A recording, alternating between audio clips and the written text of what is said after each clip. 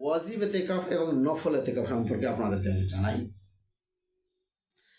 আমরা তো 10 দিন এতেকাফ করবো, এটা সুন্নাত। একজন ব্যক্তি হলে এতেকাফে বসতেই হবে ওই এলাকার বা ওই সমাজে।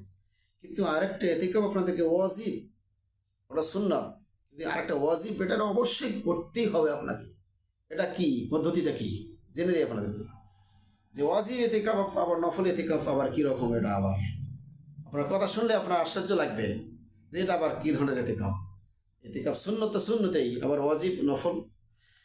আন ইবনে উমর আন্না উমর সাআল নবী সাল্লাল্লাহু আলাইহি ওয়াসাল্লাম ক্বালা কুনতু নাযারতু ফিল জাহিলিয়াতি আন আ'তাকিফা লাইলাতান ফিল মসজিদিল হারাম ক্বালা ফাউফি বিনাযরিকা।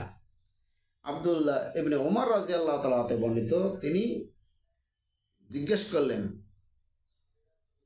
রাসূল সাল্লাল্লাহু আলাইহি ওয়াসাল্লামকে জিজ্ঞেস করলেন যে জাহিলি যুগে আমি মান্যত করেছিলাম যে এক রাত আমি এতেকাফ করব কাবা ঘরে গিয়ে, এক রাত। আতাকিফা লাইলাতান ফিল মসজিদিল হারামে, মসজিদুল হারামে আমি একটি রাত আমি এতেকাফ করব, এই নিয়ত করেছিলাম। ফাউফি বিনাযরিকা, আমি এটা নজরনা করেছিলাম কিন্তু আমি করি নাই। রাসূল সাল্লাল্লাহু আলাইহি ওয়াসাল্লাম বললেন, তোমার এই মান্যত তুমি পুরা করো, কারণ তুমি যে নিয়ত করে করেছো সেই নিয়তে তোমার পূর্ণ, তুমি নিয়ত করছো আল্লাহর কাছে, তুমি তাই করো। তা আপনি এটা ওয়াজিব, এটা আপনার জন্য, কারণ আপনি এক রাত এতেকাফ করতে চাইছেন, একদিন করতে চাইছেন, একদিন আপনাকে এতেকাফ করতে হবে, এটা ওয়াজিব।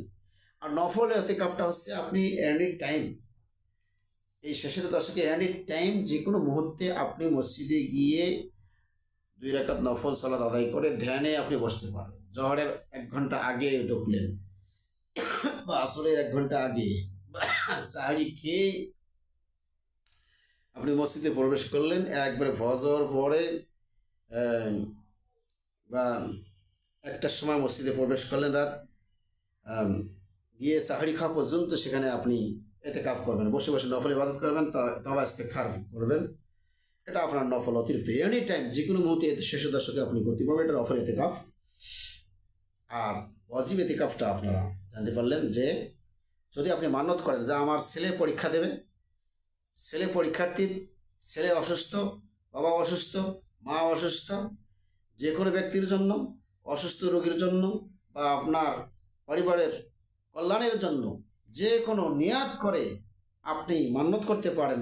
1 দিন, 1 রাত, 2 দিন আপনি এতেকাফ করবেন, ওখানে থাকবেন। এই হাদিস থেকে প্রমাণ হয় যে আপনি নিয়াত করে এতেকাফ করতে পারেন। যদি নিয়াত করেন এরকম, তাহলে এটা আপনাকে পূর্ণ করতে, এটা এজন্যও আছে।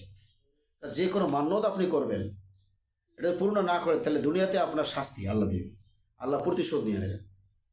আমাদের আগে এক ব্যক্তি, তার ছেলে অসুস্থ, মান্যত করেছিলেন যে আমার ছেলেটা সুস্থ হলে আমি এই ষাঁড় গরুটি কুরবানি করে বিতরণ করবো গরিব মিসকিনকে। তার ছেলে সুস্থ হয়ে গেছে আর কুরবানি করে না। এই কিছু তালবিলিম ডেকে নিয়ে কোরআন তেলাওয়াত করে কিছু খাওয়ান দিয়ে দিয়েছে, হয়ে গেছে। ছেলে বলতেছে, আব্বু তুমি তো এটা নিয়ত করছো, এটা করো না কেন? ছেলে কি করে চালায়? দোজার চালায়, দোজার। তার বাপে তো বলছে তুই করছি, দোজার নিয়ে যাইতে যাইতে যাইতে দোজার সামনে ভারীটা উপরে ভাইসা ওঠে।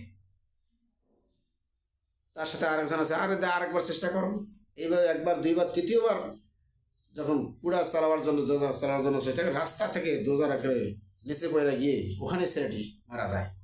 তো এরকম মান্যত যদি আপনি করে থাকেন, সেই মান্যত যদি পূর্ণ না করে, এটা ওয়াজিব আপনার জন্য। না করলে যার জন্য করেছেন, যে নিয়ত করে করেছেন, তাদের ক্ষতি হয়ে যাবে। এজন্য মান্যত পুরা করতে হয়, সঠিক নিয়তে যদি মান্যত করে থাকেন। আর মাজারের জন্য মান্যত করছেন, তাহলে এই মান্যতের না করলেও আপনার কোনো সমস্যা হবে না, কারণ ওখানে তো যাওয়াই সেরে, আর আমার মান্যত করে কী করবেন। যাই হোক, অত্র হাদিসটি, এই মান্যতের যে ওয়াজিব এতেকাফের হাদিসটি পাইলাম যে বুখারী 2032, ইসলামিক ফাউন্ডেশন 1901, আধুনিক প্রকাশে 1889 নম্বর হাদিস থেকে আমরা ওয়াজিব এতেকাফ সম্পর্কে জানতে পারলাম। যেহেতু অজীব এতেকাফ আছে সেহেতু নফল এতেকাফও ধরে নিতে পারি। আছে হাদিসে আছে যে আমরা যে কোনো মুহূর্তে গিয়ে যে কোনো মুহূর্তে এই 10 দিনে আমরা মাঝামাঝি গিয়ে এতেকাফ করতে পারি কিছু সময়। আল্লাহ সুবহানাহু ওয়া তাআলা আমাদেরকে বোঝার তৌফিক দান করুক। আল্লাহুম্মা